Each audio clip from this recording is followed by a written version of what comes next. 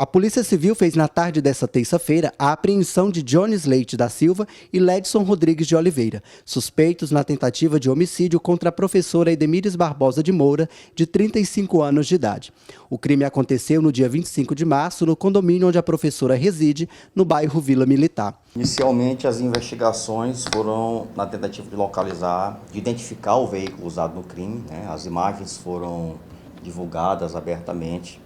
E nós passamos a trabalhar com a possibilidade de que se tratasse de um veículo pertencente a alguma locadora, porque na maioria das vezes os criminosos, quando planejam o crime, acabam por alugar veículos em vez de utilizar os próprios veículos.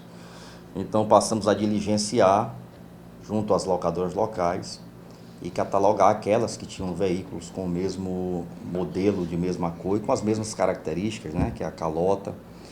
E ao comparar as imagens das câmeras com as características dos veículos dessa locadora, nos chamou a atenção uma característica muito peculiar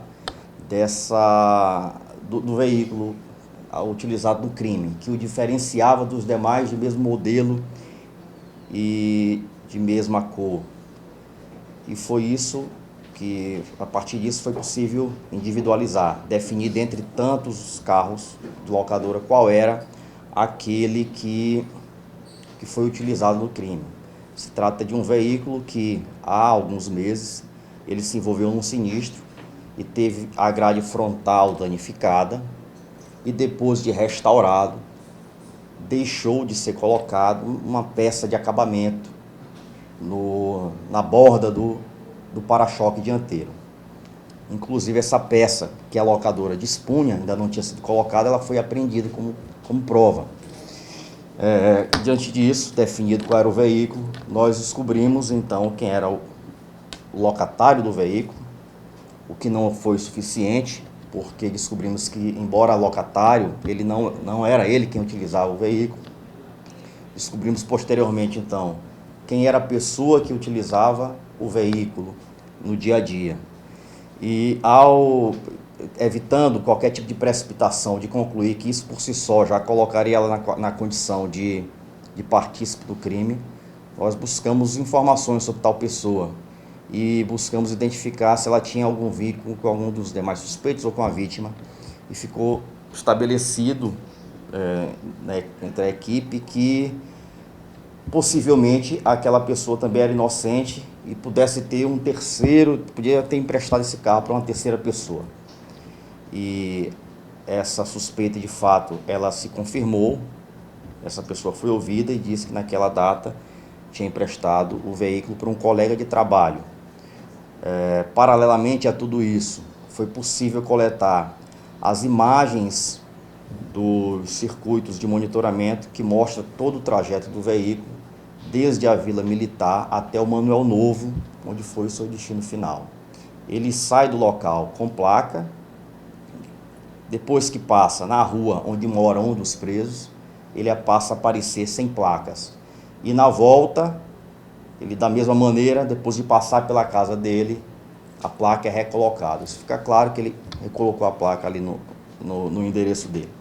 Enfim, diante desses elementos e também avaliando algumas medidas cautelares de natureza sigilosa, nós decidimos representar pela prisão temporária tanto da pessoa que estava com o veículo no dia do crime.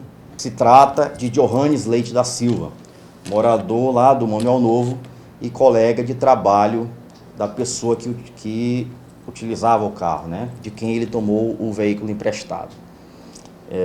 Com relação ao ex-marido, o Ledson, desde o início nos chamou a atenção a alguns episódios muito incomuns, como ele relatou, né? Ele foi ouvido no primeiro momento na qualidade de testemunha e acreditávamos que ele podia ser uma testemunha-chave, uma testemunha fundamental, mas ele pouco se recordava do fato e pela dinâmica de como tudo aconteceu, a gente nos chamou a atenção algumas incoerências, algumas situações em comum.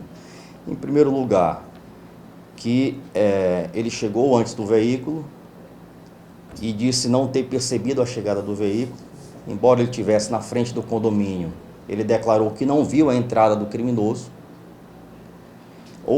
Disse que ouviu os disparos quando estava lá fora, mas estranhamente, mesmo depois de ouvir os disparos, ele aguardou que o criminoso voltasse e, sem que o criminoso anunciasse assalto ou exigisse alguma coisa, ele entregou os pertences. Então parece que se forçava uma situação para parecer um latrocínio, uma tentativa de latrocínio. Outro fato é que ele relutou em prestar socorro à vítima, apenas o fez depois de muita insistência da filha dele e também depois que a própria vítima ferida pegou as chaves do carro e entrou no veículo. Ele então resolveu dirigir o veículo até a UPA para socorrê-la, mesmo ela pedindo que levasse até o Hospital Balsas Urgentes, que é o hospital de urgência e emergência. Ele decidiu levar para a UPA. É algo ainda a ser, algo também um indicativo de que talvez ele pretendesse que ela morresse. E ali, depois de ele deixar o carro lá na frente da UPA, esse carro foi uma amiga da vítima e dele, inclusive, amiga da família, foi buscar o veículo e encontrou sobre o banco do motorista do veículo uma chave com controle do portão do condomínio da Edemires. Essa chave se trata de uma chave de um controle que já há semanas ou meses tinha sido perdida na casa e não tinha sido encontrada, apesar das buscas na casa, no veículo, na casa de amigos e tudo mais.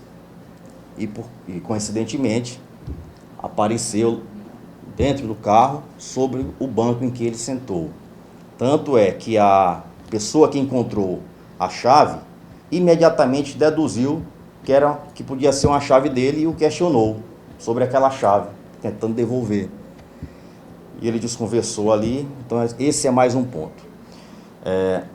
Outra questão mais concreta é que da análise das medidas cautelares que nós solicitamos, ficou demonstrado que ele mentiu quando disse com relação ao horário, quando saiu de casa, e também que alguns minutos antes do meio-dia, então alguns minutos antes do crime, ele utilizou o WhatsApp no celular que ele portava e que supostamente foi roubado, utilizando então ali alguns minutos, conectado a uma rede particular de Wi-Fi, e que depois de roubado o celular, já depois do crime, já durante a tarde, o celular que tinha padrão de bloqueio por digital, esse mesmo celular voltou a ser conectado exatamente na mesma rede Wi-Fi que ele utilizara naquela manhã. O que, portanto, demonstra de maneira clara que ele mentiu e que ou ele não teve o celular roubado, como disse que teve, ou o que nós acreditamos, que ele tenha se reunido com os criminosos antes e também depois do crime. O Johannes foi interrogado ainda ontem. Ele admitiu que dirigia o carro no momento para a prática desse crime, alegou em sua defesa que desconhecia qual era a intenção da pessoa que pediu carona e disse não saber quem é a pessoa que ele auxiliou na prática do crime. Nós ainda vamos investigar quem é essa pessoa, mas há ainda outros elementos de convicção que foram produzidos, que nesse momento não é conveniente revelar, mas a nossa convicção é sim da participação do ex-marido e do Johannes e mais de uma ou duas pessoas que ainda vamos investigar e tentar descobrir até o final do procedimento. Edemires foi transferida para Teresina, onde passou por cirurgia. Segundo informações de amigos, seu quadro clínico é instável e ela segue sob cuidados médicos e da família. Sim, ela será ouvida e ainda que não tenha sido ouvida nesse momento formalmente, ela fez questão de gravar um áudio e nos encaminhar contando os fatos sob o ponto de vista dela, e ela indicou que viu que na hora que o criminoso chegou, ele sinalizou pro Ledson. Então ela percebeu ali uma conexão entre eles e ela fez questão de deixar isso bem claro.